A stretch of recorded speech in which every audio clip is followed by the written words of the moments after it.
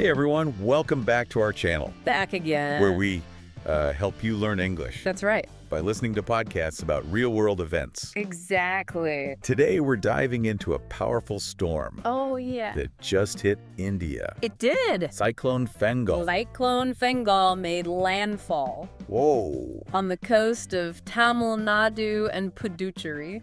Okay. And we're here to break it all down All right. in simple English Scarface. so you can learn new vocabulary and understand what happened. Okay, so let's picture this. Okay.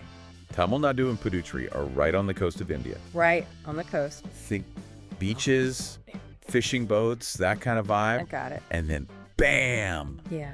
This cyclone's Oh, roaring in from the Bay of Bengal. Powerful storm. It was a powerful one, too. It was. Fengal had winds whipping around Whipping around? at almost 90 kilometers an hour. That's fast. That's like driving super fast on a highway. Yeah. But the wind is doing the driving. The wind is in control. And you can't forget the rain.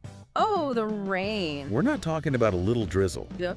This was serious downpour Uh-huh. that caused flooding in the streets. Wow. Not exactly beach weather anymore. Oh, definitely not. Definitely not. And you know, when a storm like this hits, Yeah, it throws everyday life into chaos. it really does. Imagine you're about to fly into Chennai airport Oh. for a vacation. Sounds nice. Well, you're out of luck Oh, no. because the airport had to close down completely. Completely shut down. There was even this flight Really? coming all the way from Abu Dhabi, Oh, wow. flight 6E1412. 6E 1412. That had to be diverted to Bengaluru Diverted. because the weather in Chennai was just too risky. Too dangerous. Can you imagine being on that plane? I can't. Talk about a travel nightmare. It makes you wonder It does. what's going through the minds of those passengers. Right. They must have been anxious to get to their destination, Yeah. and then suddenly their plans are completely upended. Totally. And it wasn't just flights. Mm. Schools and colleges in several districts shut down too. Us down. Closed down. No one wants to be stuck in a classroom I wouldn't. with a cyclone raging outside. Safety first. I can only imagine the relief those students felt. I bet they were relieved. Safety first, right? Absolutely. And it wasn't just the students. No.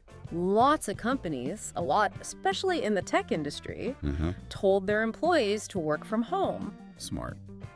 That's actually pretty cool. Yeah. Staying safe and productive. Yep.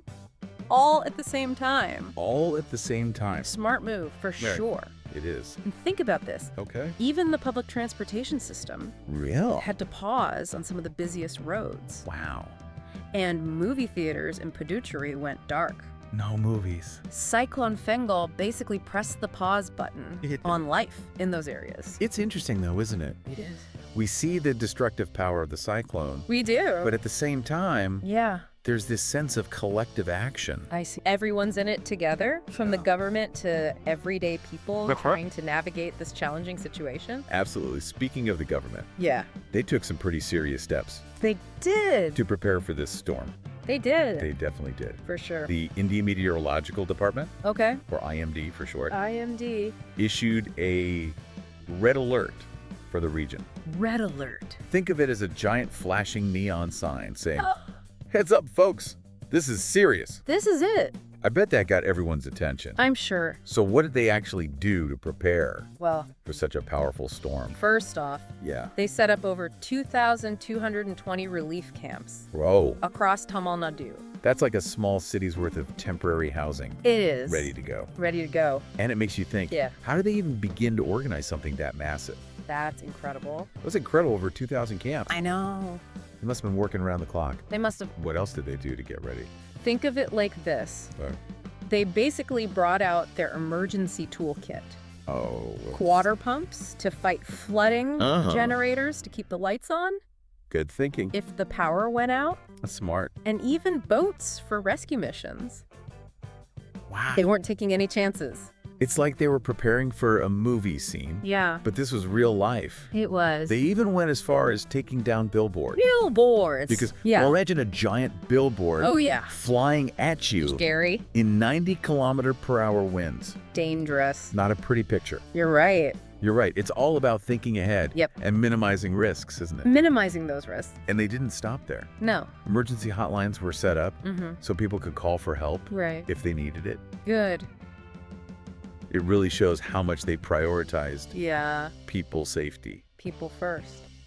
It's amazing how much they managed to put into place. Did it before the storm even hit. before it even hit. That kind of preparation is essential, right? Absolutely. It speaks volumes about the importance of planning Yeah. and coordination Planning and coordination. when facing a powerful force of nature like this. Like a cyclone. So we've talked about the cyclone itself We and have. all the preparations that went on. Yeah. But what happened when Fengal actually made landfall? Ah. Did those preparations make a difference? That's where it gets really interesting. Okay. Because despite all the precautions, Oh. Cyclone Fengal still left its mark. So even with all that planning, the cyclone still caused problems. You said it, even with the best preparation. Yeah. A powerful storm like Fengal will always leave its mark. I guess so. Imagine those torrential downpours we talked about. Oh yeah, those They led to some serious flooding, flooding. especially in low-lying areas. I bet those boats they prepped came in handy though. You bet. Did they have to do any rescues? Absolutely, the boats were essential. For reaching people stranded by the floodwaters. Makes sense. It's heartwarming to see those rescue efforts in action. Yeah. A real testament to human courage and compassion. Those are the stories you remember, right? They are. People helping each other in times of need. What about the wind damage? Oh yeah. Did the 90-kilometer-per-hour winds Uh-huh. cause a lot of destruction? Strong winds like that Wow. are capable of ripping trees right out of the ground Oh no. and damaging buildings. Seriously? They even knock down power lines, Really? leaving some areas in the dark. Power outages on top of everything else. Yep. That's rough. It's a good thing. It is. They had those generators ready to go, right? Exactly. Having those generators on standby Yeah. was a lifesaver, For sure. especially for critical places like The hospitals. hospitals, yeah. They helped keep essential services running, Good. even in the midst of the storm's chaos. It sounds like even though there was damage, The government's preparation really paid off. it did. It probably saved lives I think so. and helped things get back to normal faster. You're absolutely right. It's good. Their efforts were crucial I agree. in minimizing the impact on people's lives. It really shows you how proactive planning Yeah, can make a real difference in a crisis. absolutely. So once the storm passed, No, did everything just magically not quite. go back to the way it was before? While the worst was over, Okay. it took time for things to settle down. Right. There was debris everywhere. Yeah. Flooded areas to drain. Oh, yeah? And damaged buildings to repair. So It true. was a massive cleanup operation. I can imagine it's like putting a giant puzzle That's a good way to put it. back together after someone shook up the box. Exactly. It takes time, patience, and a lot of teamwork. It does, but you know what struck me What's that? was the resilience of the people Okay. in Tamilnadu and Puducherry. Really? Yeah. They didn't give up. Good for them. They worked together to rebuild their communities That's amazing. and support each other. It's inspiring. It was inspiring to witness. Hearing stories like that Yeah, reminds you of the strength of the human spirit. it does. We face challenges. That's life. We adapt and we rebuild. It's incredible. It really is. It is, and it highlights an important point. It does. While we can't always prevent natural disasters, True. we can learn from them We can. and improve our response. Absolutely. So looking at the bigger picture, Okay. what are some key takeaways from Cyclone Fengal? What can we learn from this experience? Well, first and foremost, Okay. it underscores the importance of early warning systems. early warning. Yeah. The IMD's red alert Mm-hmm. gave people precious time to prepare, That's good. and that undoubtedly saved lives. It's like having a heads up It is. before a big test, right? Exactly. You can study and get ready Yep. instead of being caught off guard. Totally. And second, it highlights the vital role Okay. of a well-organized disaster management plan. Disaster management plan. The Tamil Nadu government's preparation, Right. from setting up relief camps Right. to having rescue boats ready, Uh-huh. was a key factor in minimizing the impact of the storm. It's like having a playbook Yes. for when things go wrong. Exactly. You know what to do, who's responsible, Yep. and how to get help to the people who need it most. That's a great analogy. Thanks. And finally, we see the incredible resilience Yes. of the human spirit. The human spirit. Despite the challenges they faced, They did. the people affected by Cyclone Fengal Yeah. showed remarkable strength They did. and determination in rebuilding their lives. It's a testament to the power of community, isn't it? It is. People coming together to support each other Yeah. in times of crisis. Absolutely. It reminds us that even in the face of adversity, Uh-huh. there's always hope Always. and there's always a way forward. Yeah. So true. So how does all of this relate to our listeners? Yeah. Especially those who are learning English. Well, beyond learning about Cyclone Fengal, Yeah. this episode offers a valuable lesson Okay. in how we can communicate about complex events Right. in a clear and accessible way. We're breaking down a serious topic into bite-sized pieces that are easier to understand using simple language. And focusing on the key points. It's about making information digestible, I like that. regardless of your language level. Right. So you can stay informed about what's happening in the world. And understanding events like this cyclone helps us become more aware of global issues, right?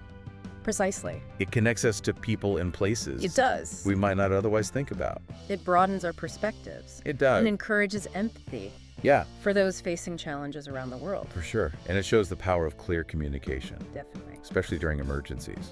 Exactly. So even though we focused on a specific event in India, Right. the lessons learned from Cyclone Fengal Yeah. are relevant to anyone, anywhere. The themes of preparedness, Uh-huh. resilience, and effective communication are universal. They are. They apply to all sorts of challenges, All sorts. not just natural disasters. That's right. It's like a toolkit for life, right? It is. No matter what curveball comes your way, It's true. you can use these skills to navigate the situation. Exactly. And with that in mind, Yeah. as we wrap up this deep dive, Okay. here's a thought-provoking question All right. for our listeners. As we wrap up our deep dive into Cyclone Fengal, Okay. here's something to think about. Okay. How can we as individuals contribute to better disaster preparedness That's a great question. in our own communities? It's easy to feel helpless It is. when you see these huge natural disasters on the news, I know. but everyone can do something to make a difference. Absolutely. Even small actions Small actions. Yeah, can have a big impact. I agree. It could be as simple as creating a family emergency plan Okay. or knowing the evacuation routes in your area. It's like having a mental map Exactly. of what to do if something happens. Right. You don't want to be scrambling for information No. when every second counts. That's right. Or maybe you volunteer Right. with a local organization that helps with disaster relief. That's a good idea. Even spreading awareness Awareness. about the importance of preparedness can go a long way. It all comes back to that sense of community we talked about, right? It does. We're all in this together, and we can learn from each other We can. and support each other. Precisely by learning from events like Cyclone Fengal, Yeah, we can work together to build more resilient communities I love that. that are better prepared to face whatever challenges come their way. Well said. That's all the time we have Okay. for today's deep dive into Cyclone Fengal. Great episode. I hope you found it insightful I did. and easy to understand no matter your English level. We always aim to make learning about the world around us We do. accessible and engaging for everyone. And if you'd like to keep practicing your English with us, Yes. hit that subscribe button Subscribe. and check out our other videos. We have a lot. We cover a wide range of interesting topics, We do. all explained in clear and simple language. And if you have any thoughts about this episode Yes. or suggestions for future deep dives, Leave a comment below. we love to hear from you. Thanks for joining us, everyone. Thanks, everyone. Until next time, keep learning and stay curious.